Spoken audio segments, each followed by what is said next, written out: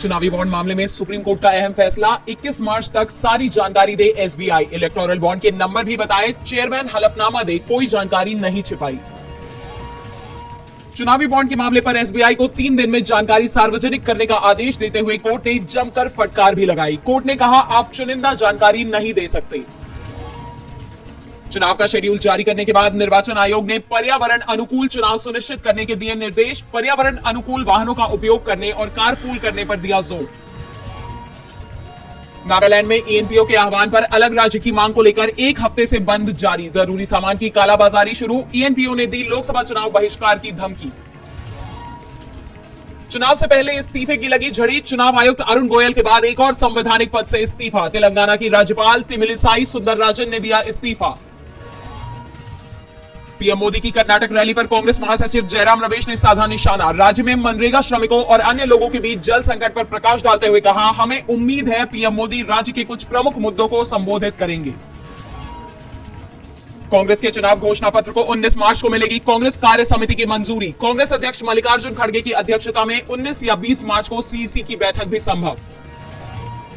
Supreme court से आम आदमी पार्टी के नेता और दिल्ली सरकार के पूर्व मंत्री सत्येंद्र जैन की जमानत अर्जी खारिज। मनी लॉन्ड्रिंग केस में तुरंत सरेंडर करने का आदेश। 10 महीने से है मेडिकल बेल पर। ईडी के सामने पेश नहीं होंगे दिल्ली के मुख्यमंत्री अरविंद केजरीवाल। दिल्ली जल बोर्ड केस में पूछताछ के लिए बुलाया था। ईडी ने एक साथ जारी किए थे 2 समन। आपने समन को बताया गैर कानूनी।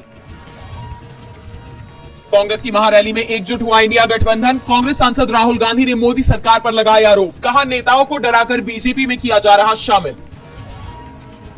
भारत मालदीव के बीच तनाव के बावजूद मालदीव में होने वाले संसदीय चुनावों के लिए भारत में रखी जाएंगी मतपेटियां। मालदीव के चुनाव आयोग ने दी जानकारी।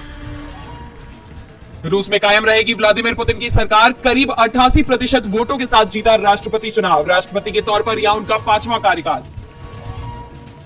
5वीं बार रूस का राष्ट्रपति बनने के बाद व्लादिमीर पुतिन का रूस नाटो विवाद पर अहम बयान। कहा, नाटो और रूस आमने सामने हुए तो तीसरे विश्व युद्ध से एक कदम दूर होगी दुनिया। पाकिस्तान और तालिबान में युद्ध जैसे हालात। मुनीर के हवाई हमले के बाद अफगान सेना का 3 तरफ से भीषण जवाबी हमला। पाकिस्तानी सेना के ठिकानों को बनाया निशाना। अमेरिकी विदेश मंत्री के दक्षिण कोरिया पहुंचने पर उत्तर कोरिया ने दागी मिसाइलें। आधे घंटे में फायर की 350 किलोमीटर की रेंज की 3 बैलिस्टिक मिसाइलें। फ्लिपकार्ट को लगा तगड़ा झटका। 2 सालों में 41,000 करोड़ रुपए घट गई वैल्यू। वॉलमार्ट के इक्विटी लेन देन कंपनी ने दी जानकारी। चीन को लगा जोरदार झटका। सबसे तेजी से आगे बढ़ती अर्थव्यवस्था होने के साथ ही भारत का अमेरिका से बढ़ा स्मार्टफोन निर्यात, जबकि चाइना स्मार्टफोन एक्सपोर्ट में दर्ज की गई गिरावट। कोहली ने वीडियो कॉल कर डब्ल्यूपीएल में आरसीबी की कप्तान स्मृति मंधाना को दी बधाई। आरसीबी ने 17 साल में जीता पहला फ्रेंचाइजी टाइटल। स्मृति बोली, ई साला कप नाम दूं। एल्विश ने कबूला, पार्टी में करता था सांप और सांपों के जहर की सप्लाई। एल्विश यादव के खिलाफ एनडीपीएस एक्ट की धारा 29 के तहत केस दर्ज। अरबाज खान ने दबंग 4 पर तोड़ी चुप्पी। सलमान खान की फिल्म दबंग 4 पर दी कंफर्मेशन। फैंस के डिमांड पर जल्द बनेगी दबंग की 4थी सीक्वल।